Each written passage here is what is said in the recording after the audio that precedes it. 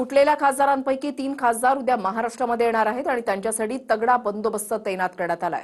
पाहूयात. ठाकरेंच्या शिवसेनेतून फुटणाऱ्यांपैकी 3 खासदार उद्या एका अज्ञात स्थळावरून महाराष्ट्रात दाखल होणार आहे. फुटीर झाल्यापासून खासदार अज्ञात स्थळावर मुक्कामी आहेत. त्यांचा मुक्काम इतके दिवस कुठे होता याचाही कुणालाही सुगावा लागलेला नाहीये. मात्र बंडानंतर महाराष्ट्रात परतण्यासाठी इतके दिवस का लागले? इतके दिवस खासदार कुठे होते यावरही सवाल विचारले जात आहे.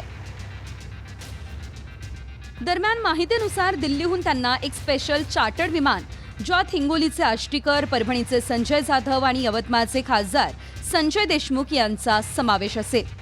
दिल्लीहून फुटीर खासदारांचं स्पेशल विमान नांदेड विमानतळावर उतरेल. लँडिंग आधीच खासदारांच्या सुरक्षेसाठी एक मोठा पोलीस फौजफाटा हा तैनात असेल. खासदारांना या आधीच Y+ सुरक्षा सरकारनं दिली आहे. त्याच सुरक्षेच्या ताफ्यात खासदार आष्टीकर नांदेडहून हदगावकडे रवाना होतील. खासदार संजय जाधव नांदेडहून परभणीकडे, तर खासदार संजय देशमुख नांदेड विमानतळावरून यवतमाळकडे रवाना होणार आहे. राऊतसाहेब आमचे काल परवा म्हणले की सोडून काढू, हे करू, ते करू. तर ठीक आहे, मोठे माणसं आहेत, माझ्या वडिलाप्रमाणे आहेत, त्यांना काही बोललं तरी चालते, त्यांनी म्हणू द्या, हरकत नाही. पण कसं आहे, झोडायला तोडायला कोणीच कोणाच्याहून कमी नसते. या सगळ्या गोष्टीचा विचार करूनच माणूस सगळ्या गोष्टी करत असतो.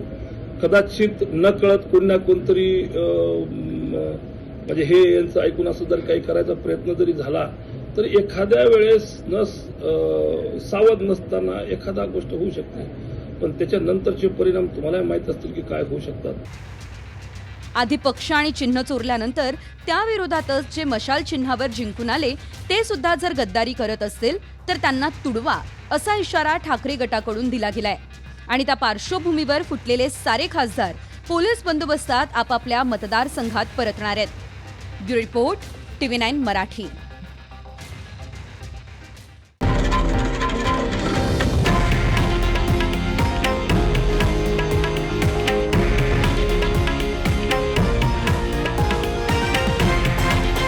हे आहे देशातील नंबर 1 न्यूज नेटवर्क आणि आपण पाहत आहात TV9 मराठी, एकमेव.